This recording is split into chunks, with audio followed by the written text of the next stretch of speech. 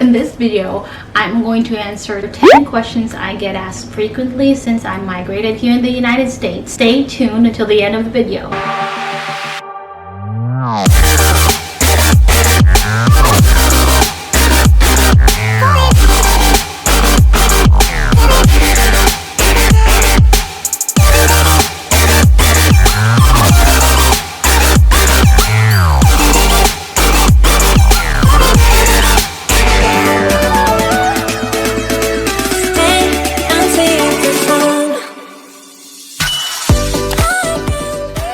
If you're ever wondering what the situation here is like, is the salary enough?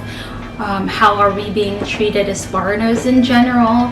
And is it worth the permanent stay? Disclaimer, everything I'm going to say in this video is my opinion only, and I'm not speaking in behalf of most Filipino nurses. Also, the information I'm about to share, especially about immigration, may no longer be applicable today because the government might have made some changes since the COVID-19 outbreak. Sorry guys. Simple. I applied. When you apply for a nursing job, most employers offer to petition your EB-3 or employment-based visa for skilled workers or professionals. I think they do that because hospitals are still in need of nurses or healthcare workers in general, especially after this pandemic. The first step I always tell my friends is to take and pass the NCLEX. What? And worry about immigration later. In my case, I do not have much relatives that work in the healthcare setting here in the United States, so basically I do not have a backer. Many of you might not know this, but after I passed the NCLEX, I signed a contract with an international health care staffing agency called Health Carousel. You can research more about them by visiting their website down at the description. For now, reading from their website says here that Health Carousel or Passport USA is a leading provider of U.S. careers for internationally trained RNs, PTs, OTs, and medical technologists. So this agency is not only for RNs, but all you PTs, OTs, and MTs out there, definitely check them out. If you're a nurse who has someone to back you up one way or another and knows a good immigration lawyer, then I guess you don't need an agency. But for me, yes, I had to go through an agency to get the process started. Sapang pera pera pera. Bella ciao, bella ciao, bella ciao, ciao, ciao. I could not objectively calculate the exact amount, but as far as I can remember, the agency took care of lawyers and immigration fees and anything related to deployment from Manila to the USA.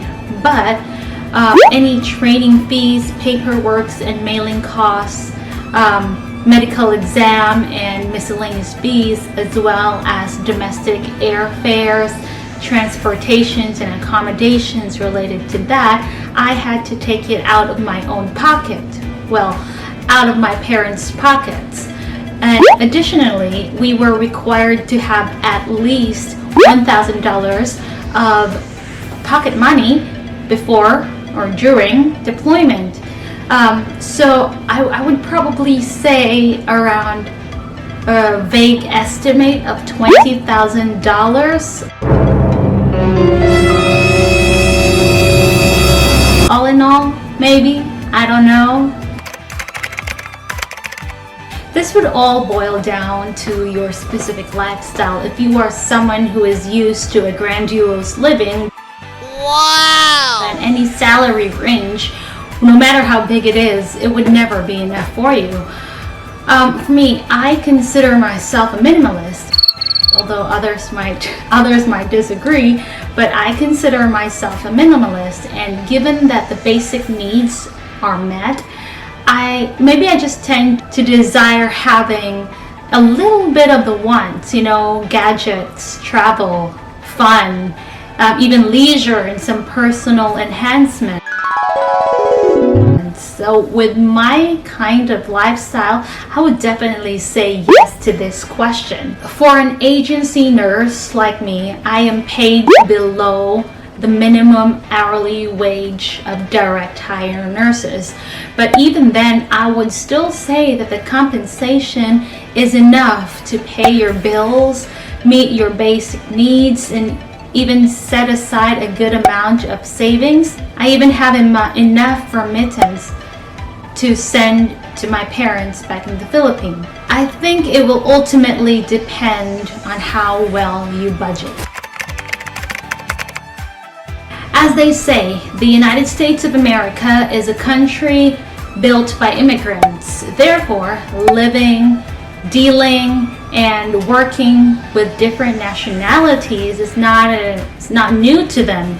To be honest, the Americans or the locals that I have been around with at work, at church, and even peers, they have been so kind, so polite, they're so respectful. I might just be too naive about this, but so far I have not experienced any bullying or racism from them. They have just been so kind and respectful is all I can say, but you have to consider that I am not currently living in a big city like San Francisco, New York City, or Chicago. My observation and experience might be limited.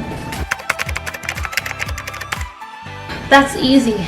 I passed my NCLEX on April 7, 2016, and I stepped foot in Fort Wayne, Indiana, that's where I currently live, on February 26, 2019. So that is exactly 2 years, 10 months, and 18 days. It's a long wait, but you'll be surprised how fast time flies. You really just have to be patient.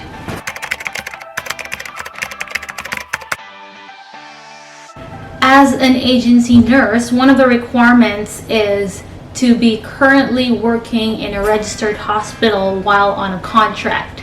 So with Health Carousel, it doesn't matter how much bed capacity the hospital holds as long as it is a registered hospital and that you are working as a staff nurse. So yes, I had to work in a hospital from February 2015 until 1 month prior to deployment.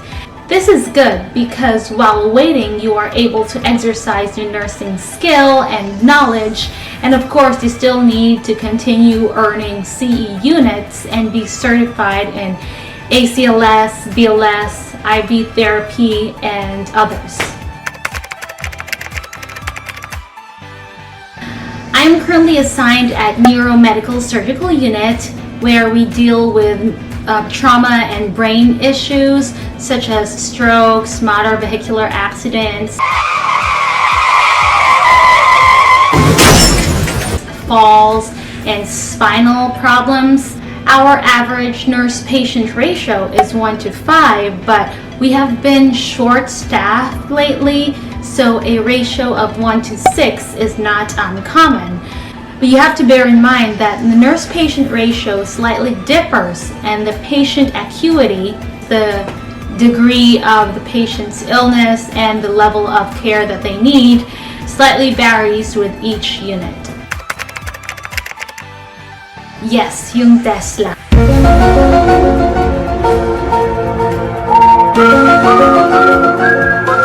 In my opinion, a big yes. Unless there is someone who can lend you a car when you arrive, buying one for yourself isn't a bad idea. Cars here, they are a necessity. It would be difficult for you to even go to the grocery store without a car, and calling Uber or Lyft every time you go out of the house would cost you more than just getting a car loan, and you don't want to take the bus. You do not have to buy a brand new car though. There might be cheaper options out there for you, but a car is really a must.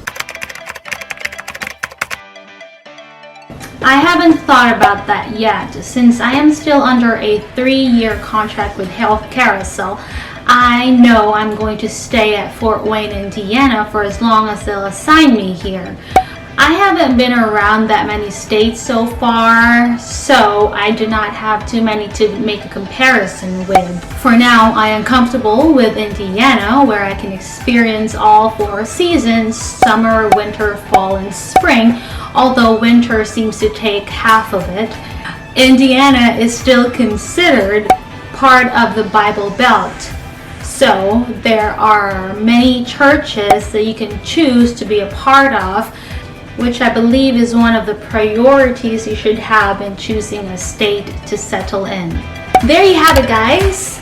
In some ways, I hope this little Q&A could somewhat help you decide whether or not you should pursue your nursing career here in the United States. I know some of you have already been discouraged by the commotion you hear on the news,